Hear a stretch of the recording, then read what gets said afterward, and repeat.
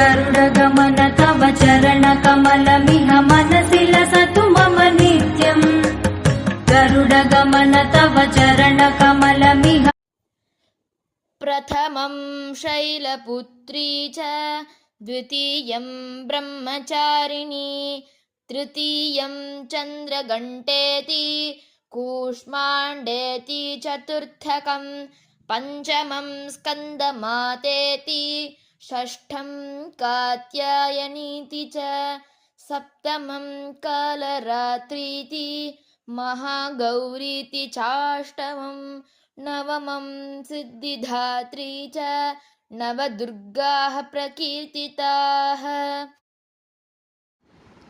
Ram Ram. Welcome to Bhojanalaya Tamil. இன்றைக்கி நம்ம போஜனாலயாவில் பார்க்க போகிற ரெசிபி நவராத்திரி முதல் நாளோட பிரசாதம் வகைகள்.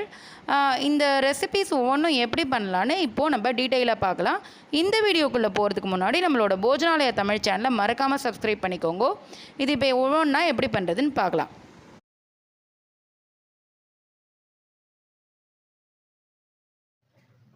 இப்போ ஸ்வீட்டுக்கு என்ன பண்ண போகிறோன்னு பார்த்தீங்கன்னா, கோதுமை ரவை, அதாவது புரோக்கன் வீட் ரவை இருக்கு இல்லையா, அதை வச்சு நம்ம ஒரு ஹல்வா பண்ண போகிறோம்.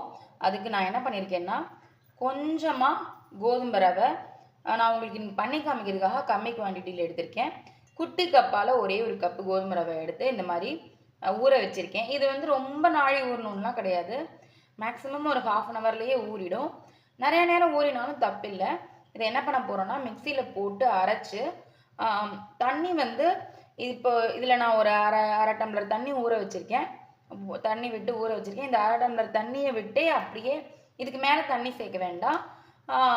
நம்ம வேணும்னா அப்புறம் சேர்த்துக்கலாம். இப்போ வந்து இதில் இருக்கிற ஜலத்தையே வச்சு நம்ம நைஸாக அரைச்சி எடுத்துன்னு வர போகிறேன். அரைச்சிட்டு வடியும் கட்டிக்க போகிறேன். வடி கட்டி எடுத்துகிட்டு வந்துட்டு காமிக்கிறேன். இப்போ பார்த்தீங்கன்னா நம்ம அந்த கோதுமை ரவையை நல்லா அரைச்சிட்டு இந்த மாதிரி வடிகட்டி எடுத்துகிட்டு வந்திருக்கேன். எக்ஸ்ட்ரா தண்ணியெல்லாம் விடலை, அதில் விட்ட தண்ணி தான். ஸோ இப்போ நம்ம ஹல்வா பண்ணிக்கலாம். முதல்ல இதுக்கு நெய் விட்டு, கொஞ்சமாக நெய் விட்டுட்டு முந்திரி பருப்பு முதல்ல தாளிச்சிக்கலாம்.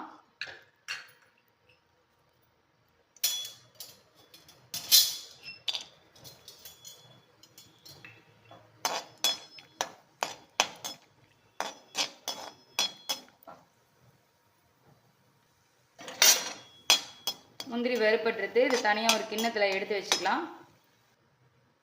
இப்போது முந்திரி வறுத்த அதே இதில் நெய்யில் நம்ம என்ன பண்ண போகிறோம்னா, நான் இப்போ எந்த கப்பால் கோதுமை ரவை எடுத்தோமோ நான் இந்த கப்பால் கோதுமை ரவை ஒரு கப்பு எடுத்துட்டேன்.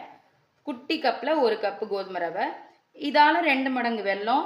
அந்த வெல்லத்தை கரையை விட்டு இந்த மாதிரி கொதிக்க வச்சு வடிகட்டி வச்சுருக்கேன். அதை இதில் அப்படியே சேர்த்துக்கிறேன். ஸோ வந்து 1:2 அது நீங்கள் எந்த கப்பால் எடுத்துனாலும் ஓகே. நான் குட்டி கப்பில் எடுத்ததுனால அதால் 2 மடங்கு வெல்லம் எடுத்து இந்த மாதிரி கரையை விட்டு வடிகட்டின்றிருக்கேன். ஸோ நெக்ஸ்ட்டு இதை பாகெல்லாம் வைக்கணுங்கிற அவசியம் கிடையாது, ஜஸ்ட்டு இது கொதிச்சதுனாலே போதும். இதில் நம்ம பால் எடுத்து வச்சுருக்கோம் இல்லையா, அதை அப்படியே சேர்த்துக்கிறேன். சேர்த்துட்டு அப்படியே கட்டி இல்லாமல் கைவிடாமல் கலரினோம் அப்படின்னா 2 நிமிஷத்தில் இது திக்காகிடும். ஸோ நம்ம ஏன் வடிகட்டுறோம்னா, திப்பியாக இல்லாமல் இருக்கிறதுக்காக தான் வடிகட்டுறோம். ஒரு 2 நிமிஷம் நீங்கள் அப்படியே சிம்மில் வச்சுன்னு கலரினேன் அப்படின்னா இது திக்காகி சூப்பராக வந்துடும். இப்போ இதுலேயே இந்த ஹல்வாவுக்கு தேவையான ஏலக்காய் பொடி வாசனைக்கு நான் சேர்த்துன்றேன். நம்ம எப்பயுமே சுவாமி நைவேத்தியம் பண்ணுறதுக்கு கொஞ்சம் ஃப்ரெஷ்ஷாக ஏலக்காய் பொடி பண்ணிக்கணும். ஸோ சுவாமி நைவேத்தியம் பண்ணுறதுக்கு தனியாக தான் நம்ம ஃப்ரெஷ்ஷாக பண்ணி வச்சுக்கணும். இது பாருங்கள், இப்போ போட்டு உங்களுக்கே தெரியும் போட்ட போது எப்படி இருந்தது, இப்போ எப்படி இருக்குன்னு. நீங்கள் கொஞ்சமாக போட்டேனாலே உங்களுக்கு நிறையா வந்துடும். ஸோ ஊற வைக்கிறச்ச கொஞ்சம் அளவு பார்த்துட்டு ஊற வச்சுக்கணும். இப்போ இது ஒட்டாமல் வர்றதுக்கு நெய் விடுறேன்.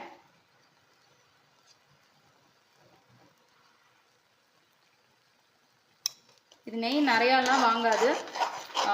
இந்த ஊற வச்ச நம்ம இந்த கோதுமை ரவைக்கு ஒரு 30 to 50 ml நெய் தாராளமாக போகும். பாருங்கள், இது இதோட பக்குவம் என்ன அப்படின்னா, பதம் என்ன அப்படின்னா, இது நெய் ஒட்டாமல் நல்லா பிரிஞ்சு வரணும். அந்த அளவுக்கு நம்ம இதை கலரணும். நம்ம வடிகட்டிட்டு இது கலர்றதுனால அது ஈஸியாக ரெடி ஆகிடும். ஒரு 2 நிமிஷம் கலரிட்டு நம்ம பார்க்கலாம். ஸோ இப்போது நல்லா திக்காயின் இருக்குது. இன்னும் கொஞ்சம் நெய் விட்டுக்கிறேன். இதோட பதம் அப்படியே கண்ணாடி மாதிரி தெரியும் பார்த்தா உங்களுக்கு. ஸோ அந்த மாதிரி கண்ணாடி மாதிரி வர ஆரம்பிச்சிட்டனாலே அது ரெடி ஆகிடுச்சுன்னு அர்த்தம். நீங்கள் பீஸ் போட்டுக்கிறீங்க அப்படின்னா இன்னொரு 2 நிமிஷம் கலரிட்டு அதுக்கப்புறம் தட்டில் கொட்டி பீஸ் போட்டுக்கலாம். இல்லை நீங்கள் இதை அப்படியே வச்சுக்கிறீங்க அப்படின்னா பீஸ் போடாமல் ஸ்பூனால் எடுத்து வைக்க போகிறீங்கன்னா இதை நம்ம ஆஃப் பண்ணிடலாம். இது பாருங்க, பார்க்குறதுக்கு கண்ணாடி மாதிரி பளபளன்னு வந்துடுது அப்படின்னாலே இந்த ஹல்வா ரெடி ஆகிடுதுன்னு அர்த்தம்.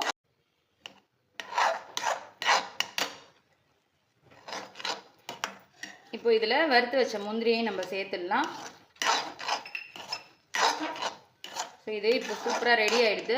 இப்போ அடுப்பை ஆஃப் பண்ணிவிடு. இப்போது நெக்ஸ்ட்டு தயிர் சாதத்துக்கு சாதம் நல்லா குழசலாக வடித்து சூடாக இருக்கும் பொழுதே நான் இந்த மாதிரி மசிச்சு வச்சுருக்கேன். சூட்டோடு மசிச்சுட்டோம் அப்படின்னா நமக்கு வந்து கொஞ்சம் குழசலாக கிடைக்கும். இப்போது சாதத்துக்கு தேவையான அளவு உப்பு போட்டுக்கிறேன். தயிர் சாதத்துக்கு நல்லா ஆறிடுத்து, அதனால் தயிர் விட்டுக்கிறேன்.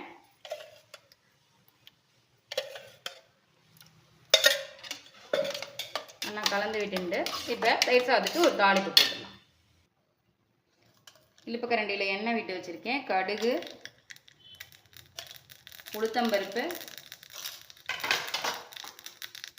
பொடி பொடியாக நறுக்கின இஞ்சி, கொஞ்சம் பச்சை மிளகா, கருவேப்பிலை, இது எல்லாத்தையும் போட்டு பொரிஞ்சிரும். இதெல்லாம் பொரிஞ்சிருத்து. இதில் கொஞ்சமாக பெருங்காயம் சேர்த்துக்கிறேன். ஸோ அவ்வளோதான். இப்போ ஆஃப் பண்ணிவிட்டு தயிர் சாதத்தில் இதை சேர்த்துட்டு போகிறோம். அவ்வளோதான். இப்போது இந்த தாளிப்பு அப்படியே இதில் சேர்த்துன்றோம். ஸோ அவ்வளோதான். சூப்பராக க்ரீமியான தயிர் சாதம் ரெடி ஆகிடுது. இதில் மேலாப்பில் கொஞ்சம் கொத்தமல்லி தூவிக்கிறேன். அவ்வளோதான். சூப்பராக தயிர் சாதமும் ரெடி ஆகிடுது. வேர்க்கடலை சுண்டலுக்கு நல்ல வேர்க்கடலை ஒரு 6 மணி நேரத்துக்கிட்ட ஊற வச்சுருக்கேன். ஊற வச்ச வேர்க்கடலையை குக்கரில் போட்டு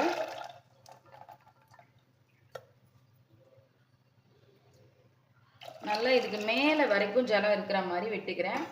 எப்பயுமே கடலை வேக வைக்கும்பொழுது ஜலம் வந்து கொஞ்சம் மேல் வரைக்கும் இருக்கணும். இதுக்கு கொஞ்சமாக உப்பு போட்டுக்கலாம். அதுக்கப்புறமா நம்ம சுண்டலில் மேல் உப்பு போடலாம். இது நல்லா ஒரு 3லேருந்து 4 விசில் விட்டு எடுத்துக்க போகிறேன். இப்போ நம்ம நெக்ஸ்ட்டு வேர்க்கடலை சுண்டல் தாளிச்சுக்க போகிறோம். ஸோ அதுக்கு எண்ணெய் விட்டுருக்கேன். ரீஃபைண்ட் ஆயில் தான் விட்டுருக்கேன். உங்களுக்கு எண்ணெய் வேணுமோ விட்டுக்கலாம் நீங்கள். ஸோ கடுகு, 2 காஞ்ச மிளகா,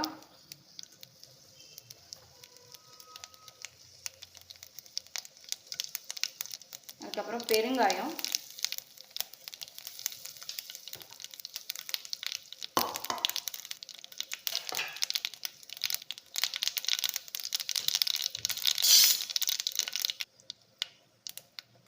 ஒரே ஒரு கொத்து கருவேப்பிலை போட்டுக்கிறேன். அதுக்கப்புறம் நம்ம இது எப்படி பண்ண போகிறோம்னா காரப்பொடி போட்டு பண்ண போகிறோம். மிளகா தாளிச்சிருக்கோம், இருந்தாலும் கொஞ்சமாக மேலாப்புறம் காரப்பொடி போட்டுக்கலாம். இப்போது அந்த வேக வச்ச சுண்டல் இதில் அப்படியே சேர்த்துக்கிறேன். ஸோ நம்ம இதில் லைட்டாக உப்பு போட்டு தான் வேக வச்சுருக்கோம். இருந்தாலும் அவசியம் மேல் உப்பு போடணும். ஸோ பார்த்துட்டு மேல் உப்பு போட்டுக்கோங்க. நான் கொஞ்சமாக மேல் உப்பு சேர்த்துக்கிறேன்.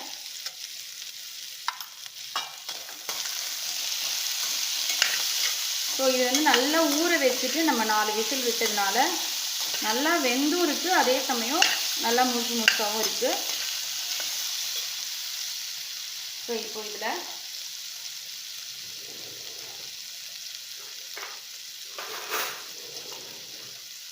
திருகின தேங்காய் சேர்த்துக்கிறேன். ஸோ அவ்வளோதான். இதை அப்படியே ஒரு பிரட்டி விட்டோம்னா சூப்பரான வேர்க்கடலை சுண்டல் ரெடி ஆகிடுது. கருவேப்பிலை கண்டிப்பாக போட்டுக்கோங்க. சுவாமி நைவேத்தியம் பண்ணுறதுக்கு நீங்கள் சுண்டல் பண்ணுறச்ச கண்டிப்பாக ஃப்ரெஷ்ஷான தேங்காய் தான் உடைச்சி திருகிக்கணும்.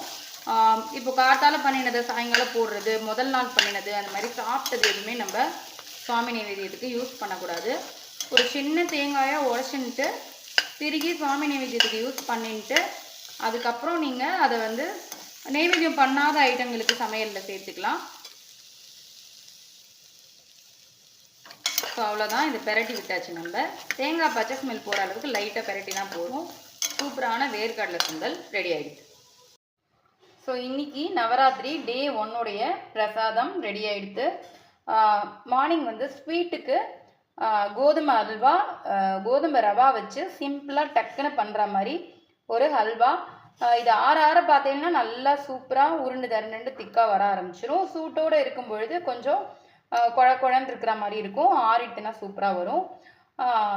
ஸோ வந்து நீங்கள் பீஸ் வேணுன்னா கூட தட்டில் கொட்டி ஆற விட்டு பீஸ் போட்டுக்கலாம். நான் எனக்கு பீஸ் போடல, அப்படியே தான் எடுத்து வைக்க போகிறேன். ஸோ வந்து கலந்த சாதத்துக்கு நம்ம சித்ரான்னம், தயிர் சாதம் நைவேத்தியம் பண்ண போகிறோம். அதுக்கப்புறம் வேர்க்கடலை சுண்டல் இன்னைக்கு. ஸோ இதுதான் இன்னையோட நவராத்திரி முதல் நாள் பிரசாதம். ரொம்பவே சிம்பிள் தான். நீங்கள் என்ன பண்ணுறதுன்னு ஒரு பிளான் பண்ணிட்டேல் அப்படின்னா என்னென்னக்கு என்ன பண்ணணுன்னு ஈஸியாக பண்ணிடலாம். ஸோ வந்து டெய்லியுமே நம்மளோட நவராத்திரி பிரசாதம் வீடியோ வரப்போகுது. இதை பார்த்து நீங்கள் அப்படியே பண்ணிக்கலாம். ஸோ இந்த வீடியோ உங்களுக்கு பிடிச்சிருந்ததுன்னா மறக்காமல் சப்ஸ்கிரைப் பண்ணிக்கோங்க. ஃப்ரெண்ட்ஸ் எல்லாருக்கும் ஷேர் பண்ணுங்க. எல்லாருமே ட்ரை பண்ணி பார்த்துட்டு மறக்காமல் எப்படி வந்ததுன்னு எனக்கு கமெண்ட் பண்ணுங்க. திரும்பவும் ஒரு சூப்பரான ரெசிபியில் மீட் பண்ணுறேன். தேங்க்யூ. ராம் ராம்.